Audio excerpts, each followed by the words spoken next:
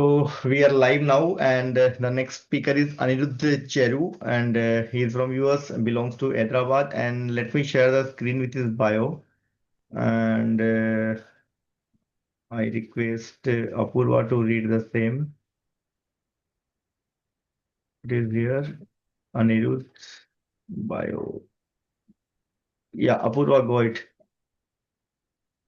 So Anirudh is a game designing, AI loving, Karnataka singing, strategy thinking maker of things.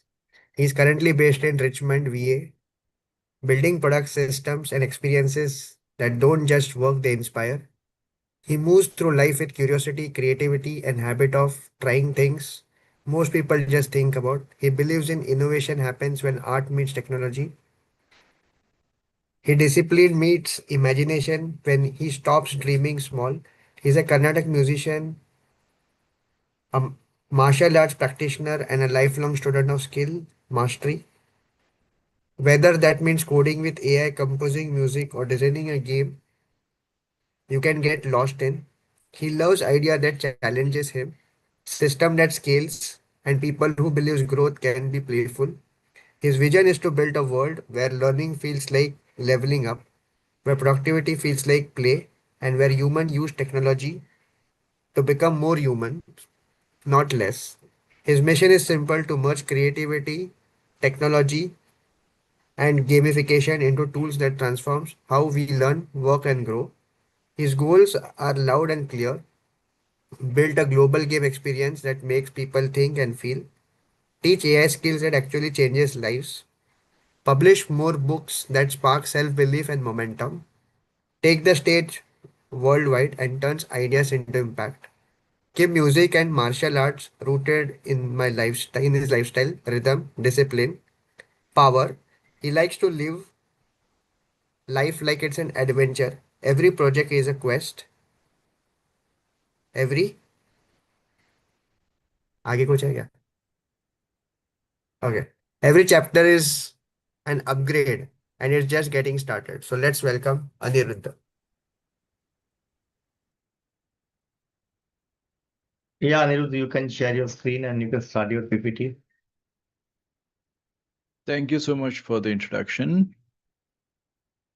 Welcome, everybody. It's wonderful to see everyone attending this session. It's 3 a.m. in Virginia. So I had to keep myself awake on a Saturday night. That just doesn't usually happen. I'm probably the only guy who's awake in the entire Eastern time zone. So it's exciting to meet everyone. And thanks to Rohit that I'm getting this really quality night outs.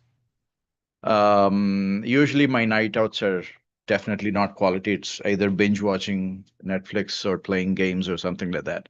But at least I'm getting this opportunity to add value, I believe.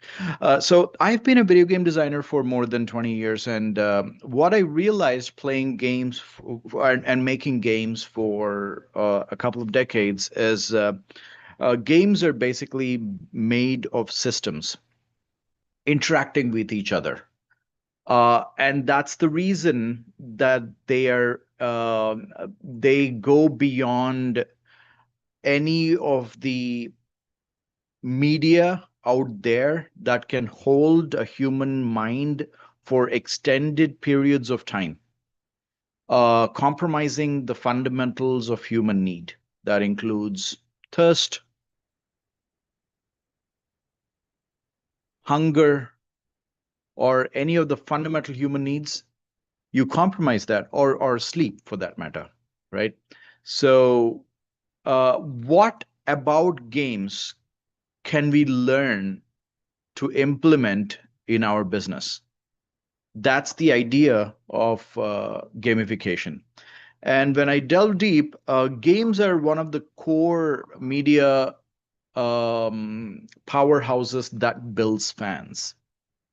And during my tenure of being a game designer, I'm still a game designer. I realized that there's so many similarities between video games and the way businesses can be run or businesses can be structured. So you can have the same fandom for a business. Unfortunately, a lot of businesses fail primarily because they do not understand a fundamental thing that you do not need customers, you actually need fans. You are not people tell me, Anirudh, you know what, I'm no celebrity, I'm no model, I'm no actor. How can I get fans? That's the whole point. You don't have to be a celebrity, your business needs to be a celebrity. So fan-centric approach is the crux of scaling your business at an exponential level. How and why is that valuable? Because customer service for a business is the last thing that you should be worrying about. I know it's counterintuitive, especially when a lot of interesting ideas we heard about customer service specifically. The challenge with customer service is that when a customer is satisfied, they never come back. That is the reason you need fans. And right off the bat, just briefly about why should you be listening to this little talk. I'm an author of the book Gamify Your Life, and I spoke at International Conference of Gamification, where I realized that because there are similarities between how video games are played and how businesses are run. Now, I thought that it would be great for us to come to a consensus of how can we leverage what we can learn from video games to build our businesses and scale them up. AI in the recent times, unfortunately, has not been able to be used to the extent that can help us build fans. A lot of businesses who are using AI, they pretty much use it by telling themselves that they're using a large language model called ChatGPT, generating a certain amount of content for their business is not using AI. Using AI means you're identifying what your business goals are and building workflows that would reach your business goals and serve your target audience at a very deeper level. Because there is a customer first approach, that is the recipe for disaster. A lot of coaches, consultants, service-based business and product-based businesses fail to realize is that they have defined sales targets and they try to go after their sales targets to get more customers. As one of the respected speakers in today's talk pointed out about customer retention, which is very essential and one of the most undermined aspects of the customer journey. Now, there are very specific aspects of entertainment that builds fans. Video games are one of them. If you can think of other aspects, I would think of anime. Dragon Ball Z character Goku has more fans than any Hollywood actor ever lived. Goku has 1.5 billion fans. So more fans than anybody. And he's a fantasy character from an anime. Music bands have fans, actors have fans. So when you're a fan of something, right? Especially I'm a fan of Dragon Ball Z, right? So I don't care, I don't look at reviews, I don't care about what they're coming out with. I'm gonna watch every single movie, every single episode that they come up with. Right? So I buy t-shirts, I buy bracelets, watches, socks, hats, everything that they come up with, I buy them. Although it's hitting my account, I don't really care because it has become my identity, not a habit. It's the person that I am. The very definition of my identity. I am this, I am this, and this. I'm also a fan of this. So fandom is the identity of a specific segment of the audience that you're serving. And you could make your business so powerful that you can create this fanocracy. And that is briefly what I wanted to point out. And there is a simple 6-step process of how to turn target audience into super fans.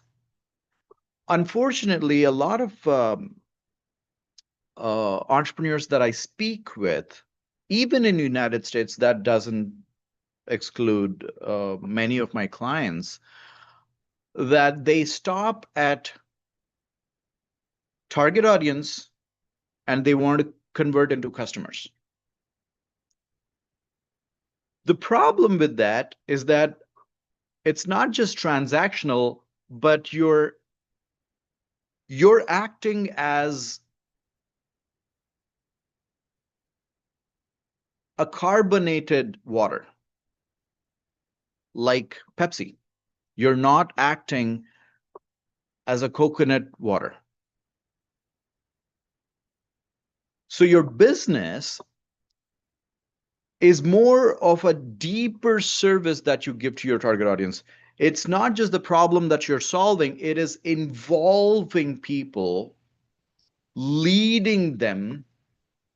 What separates you from many of the target audience is that you have a vision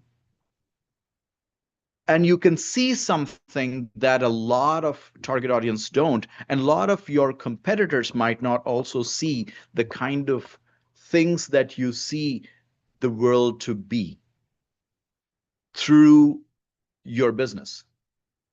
So you have your target audience. That is a great starting point. That is where you create your awareness and reach, and then you nurture them, and then they become your prospects because you build interest and you communicate the intent for your business. How do you do that? You create freebies, you create lead magnets, quizzes, you capture their email, you give them a free ebook, you start a conversation online, start a conversation, conduct webinars, things like that, right? And you build prospects, right? And then you turn those prospects into leads. These are captured, they're nurtured, and they're deeply served. So these guys are those people who are interested in what you have to offer. They like you, they want to listen more to you. So they have their receivers open, their antennas open. They don't mind receiving emails from you. That is the why they have subscribed to your email list, or that is why they have subscribed to your YouTube channels. But they don't want they are hesitant to pay yet because they want to bridge the gap between they're already in pain.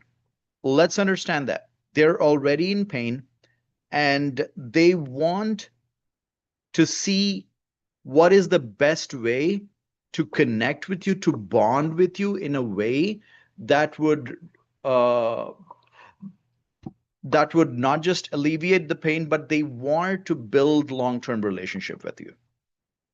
They just don't want to buy a course. If they were to buy a course or a program from you and then vanish, they wouldn't be interested in listening more. They wouldn't be in your ecosystem. And we're going to talk a little bit about that part. And I want to highlight that part because I find that a lot of entrepreneurs do not have that. And that is not just hitting your bank account, but you're leaving money on the table. You build leads, and then which are captured and nurtured through email sequences, and then you turn them into customers. So unless you have multiple sources of marketing, you need to understand that people like to consume content in the way they prefer. There are visual learners, there are kinesthetic learners, there are textual based learners. You need to be able to open up multiple marketing channels and provide content and create an ecosystem where your content is multifold. That's when you create customer generation engine. Once you do that, they're already converted, they're served, and then you serve them at a. So the problem is you do not satisfy them. If you're a coach or a consultant, you do not satisfy them. If you're a service provider, do not satisfy your customers. Because if they're satisfied, you're just a visiting card. They're going to go back. A happy customer never returns.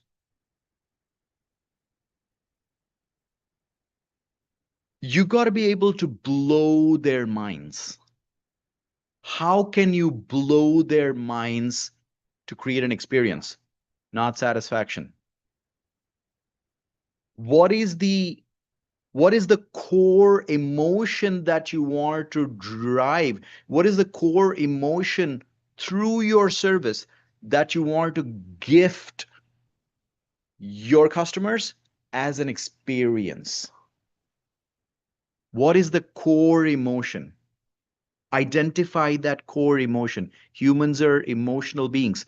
So if you identify what is the core emotion, wrap that emotion and gift it. Business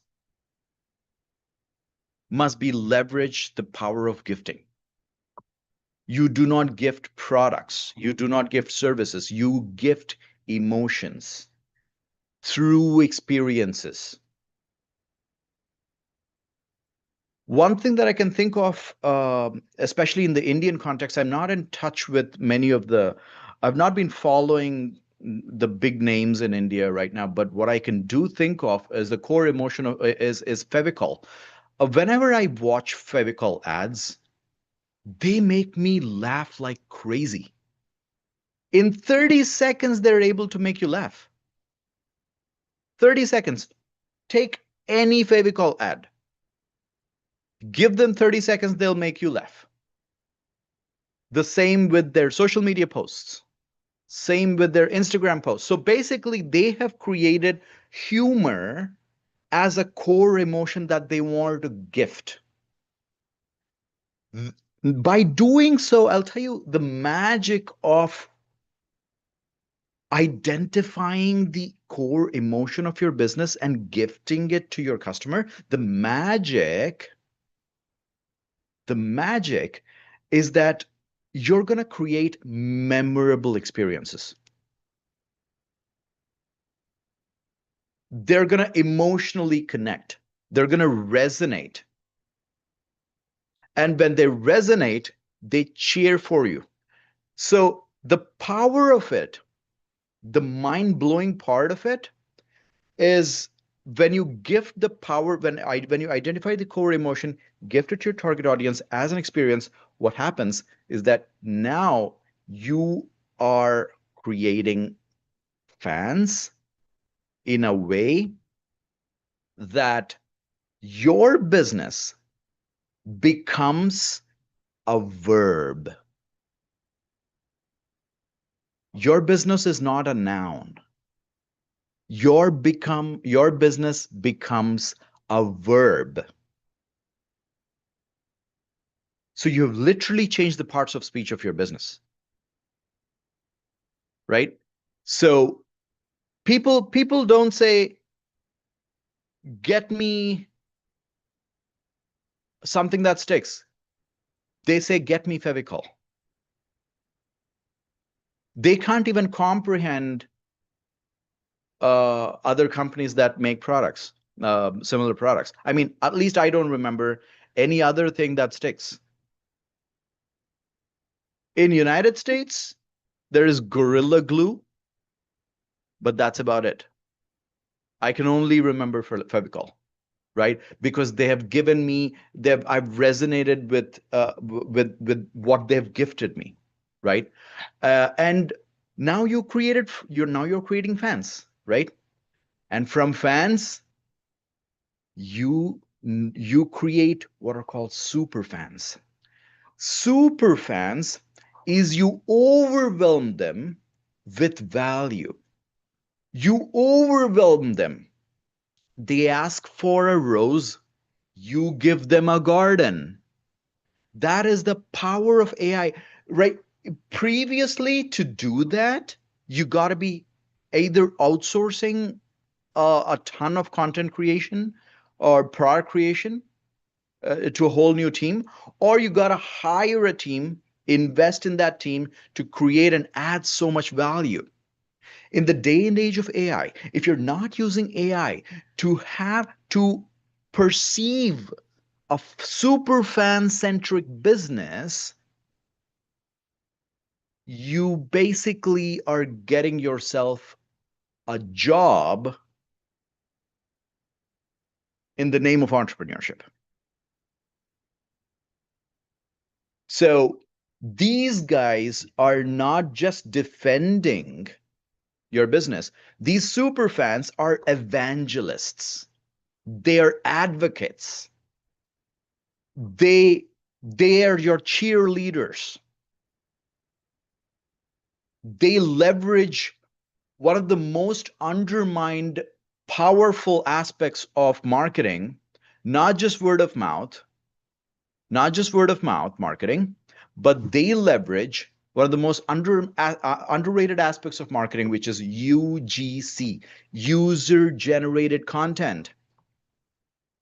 Besides the content that you and your team are building, your fans, your super fans, are writing content for you. They are building blogs for you. They're writing blogs for you. They are creating YouTube videos for you.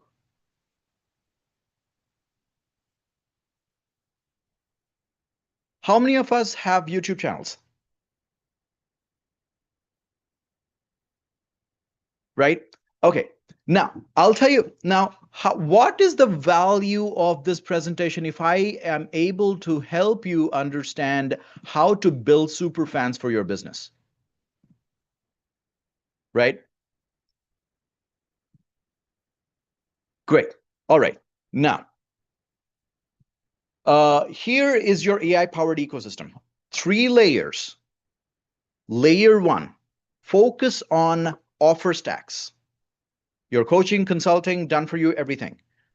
Layer 2, create an entire ecosystem through blogs, podcasts, newsletters, SEOs, your LinkedIn, YouTube, everything. And then layer 3, digital products. People don't have digital products. That is so unfortunate. You can take a screenshot of this. It's a burger strategy. It's a burger strategy. And here is a simple offer stack table to create irresistible offers. You need to have do it yourself, done with you, and done for you in lower priced, medium priced, and premium priced scales. Your marketing machine is a 6-legged spider. You have blogs, podcasts, newsletters, email lists, social media, and community, right? I'm gonna end with that. We're gonna delve deep into these as we speak, but please ask yourself if your business have all these. No matter what kind of business you're running, you got to be having all these, not one or two. got to be having all these. But otherwise, if you want to learn deeply, I have created Let's Get Involved. You can follow my blog where I give tons of AI based articles. It's called playspace.net. And in YouTube, if you want to follow Hindi, go to Mon AI Hindi. Or if you want to go for English, go for the real Mon AI. And yeah, we'll connect deeply to help you understand how powerful you can create a fan-centric ecosystem. Thank you so much. Excellent, Anirudh. Today I feel all four presentations were mind-blowing. No doubt in that. Okay, let me close the YouTube live first. Thank you, Anirudh, for wonderful presentation today and adding value.